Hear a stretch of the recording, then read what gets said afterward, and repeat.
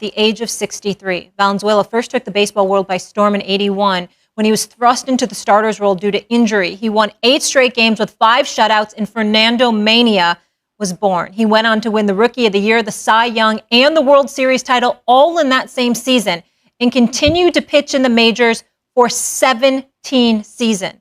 That was on the mound. His impact on Mexican Americans was even greater. Mad Dog, what can you say about Valenzuela's legacy? Number one, I think, this is 1981. It's a long time ago. That was an incredible night, every start at Dodger Stadium. His bridge to the Mexican community in L.A., Southern California, was, you can't weigh it. And not only that, he was a great pitcher. He was a great big game pitcher. He won that Cy Young Award fairly. He was fun to watch because he threw a lot of screwballs. He threw the screwball and everything else. He nibbled, but he was a fun guy to watch. Looked up at the sky when he threw it. He had number 34 when he pitched. And remember, against the Yankees in the '81 World Series, when they were down 2-0, Steve was a younger man there. I remember it well. He was down 2-0. He went about 150 pitches and hung in there with guts to win the game 5-4, and the Dodgers won that World Series because of his performance in Game 3. I cannot tell you the impact that Fernando had for that franchise and the Mexican community in the early 80s in Southern California. He was that significant. You're absolutely right. I can't add much to that. I can say the man had 8 career postseason starts, 9 appearances overall. He was 5-1 with a 1.98 ERA. Wow. Think about that. Yes. I mean, when you think about pitching today and you had an ERA of under 2 in the postseason, playing for the Los Angeles Dodgers, that speaks volumes about him. Winning the Rookie of the Year the same year you win the Cy Young Award, obviously a World Series as well, as Molly articulated. You can't say enough about him. You can't say enough about what he meant to the Mexican community to be in this situation where you're playing for the Los Angeles Dodgers in the second largest market in the United States, with all the things that we've talked about in terms of immigration and beyond, and to see how the whole, just America itself embraced him. And of course, the Mexican-American community was embracing him as well for obvious reasons. You just think about all the things that he was able to do for this country, for Mexicans in this country and beyond. And you see that in the way that he performed. You just can't say enough about him. To be under that spotlight, under that microscope, and to perform as big time as he did, he was truly, truly one of the great ones. He really was. Transcending the game. Can I add one little baseball note here? I had Dusty Baker on a year or so ago, and we were talking about he used a rookie pitcher in '93 in the last game of the year, and he got bombed. And I said, Dusty, why'd you use Solomon Torres there? He said, Chris, I'll tell you why. In '80, we begged Tommy Lasorda to pitch Fernando Valenzuela in a one-game playoff. He had just come up in September. He pitched 18 innings. Tommy wouldn't do it. I can't put your Ricky there. I'm going to get killed. So he didn't pitch him. He pitched Dave Goltz. Final score, Houston 7, Dodgers 1. He didn't pitch Fernando Valenzuela. Should have pitched him. I had to get that in. Dusty told me that. Yeah. Go ahead. Dodgers legend Fernando Valenzuela gone too soon at just 63 years old.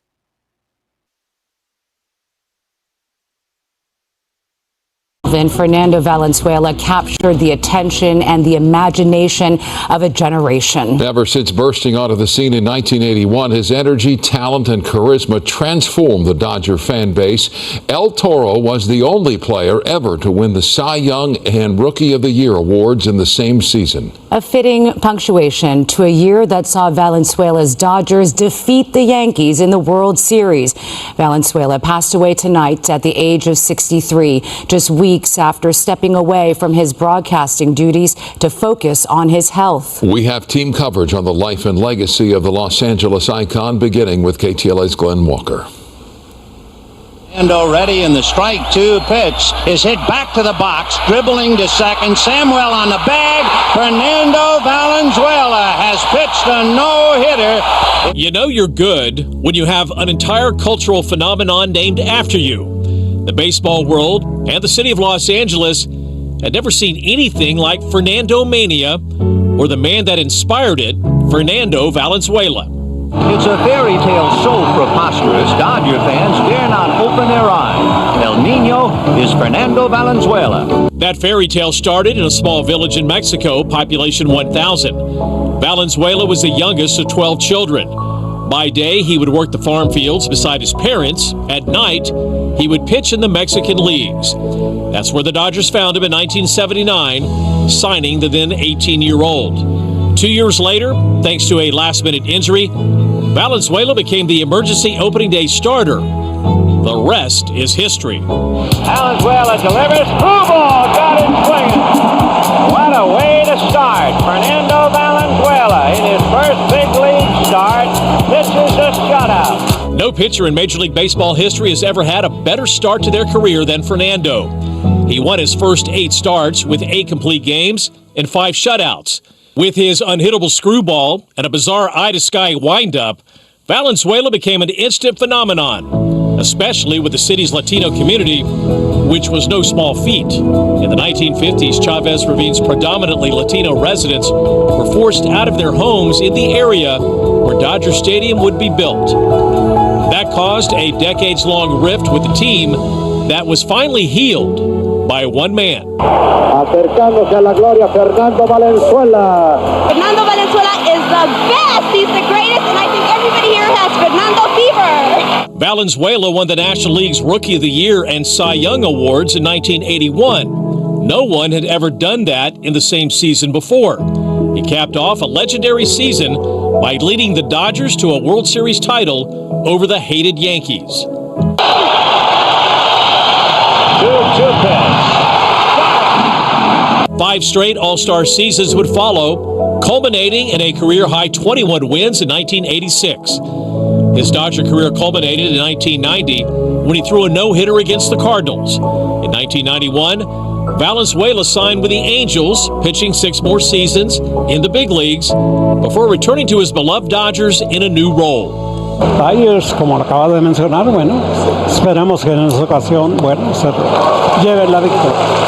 Partnering with the legendary Jaime Jarrín, Valenzuela was a longtime color commentator on the Dodgers Spanish-language broadcast, enamoring himself to a new generation of fans in Southern California. Already a Dodgers Ring of Honor member, in 2023 the team retired Valenzuela's number 34, even though it was already clear there will never be another Fernando. For me, it's one of the greatest moments in my career, you know, to be part of this legend of Los Angeles Dodgers.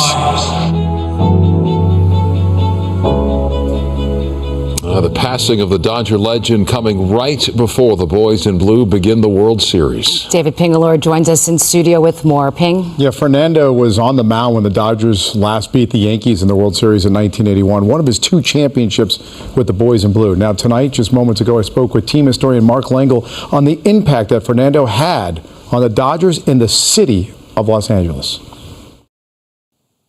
I think his legacy is a guy from Mexico coming out of nowhere, kind of like Joe Hardy and Damn Yankees, because after 6 weeks, everybody is, where did this guy come from? In his first 8 major league starts, he has an 8-0 record, a .5 ERA, 5 shutouts. Everybody's flocking to Mexico to find out where this guy came from. And meanwhile, he's the eye of the hurricane. Nothing bothers him. And the amazing thing is, in 40 years, you know, when I'm the team historian and I'm trying to find out Fernando, weren't you at all nervous during this time? He just like Harpo Marx and kind of give a little wink and shrug his shoulders. He was such a modest man. How do you describe Fernandomania? I mean, I remember back when I was a youngster, I mean, national, it was everywhere. It was unbelievable. I've lived on the East Coast, but everybody knew Fernandomania. I mean, how do you describe that? You describe it because you'd never seen it before. He captured people's fascination because, first of all, he didn't look like an Olympic athlete. He just looked like, you know, a Sunday rec softball player. And he was able to, with the hand-eye coordination and everything like that, it was just it seemed so easy what he was doing. And I think the less he said, the more people were crazy, because it was just kind of, I was too young for Beatlemania, but that Fernandomania was real. In a statement, Dodgers president, CEO Stan Kasten said in part, quote, "He is one of the most influential Dodgers ever and belongs on the Mount Rushmore of franchise heroes. He galvanized the fan base with the Fernandomania season of 1981 and has remained close to our hearts."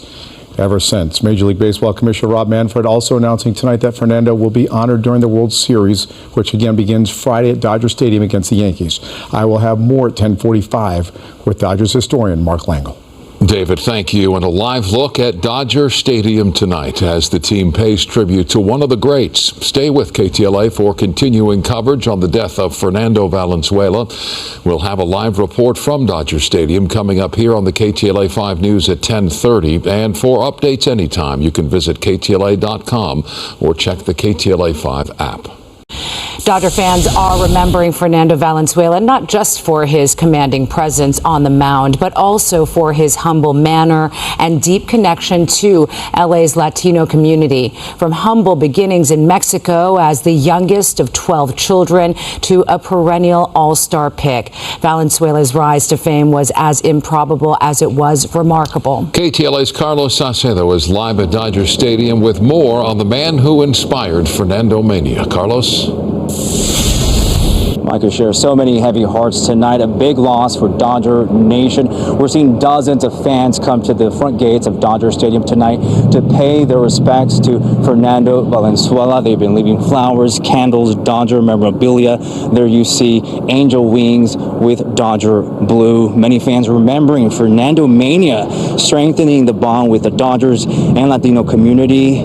He inspired millions of fans, not just in LA, but Mexico, where he was from, and beyond. Valenzuela played 11 seasons with the Dodgers, winning a World Series title in 1981. Afterwards, spending 20 years with the organization as a Spanish language radio broadcaster. As you know, he had recently been hospitalized.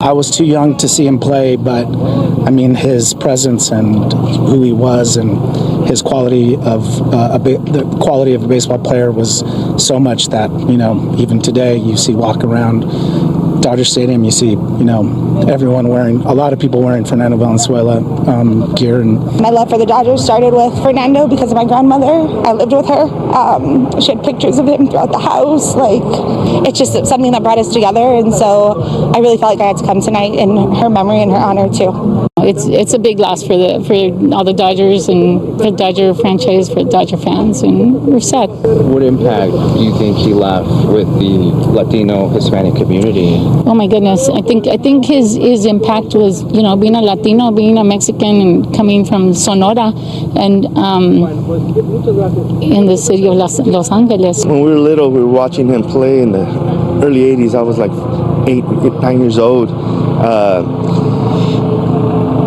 At that time, didn't know much except that he was a great player. He brought us back to the Dodger Stadium. He brought the community back.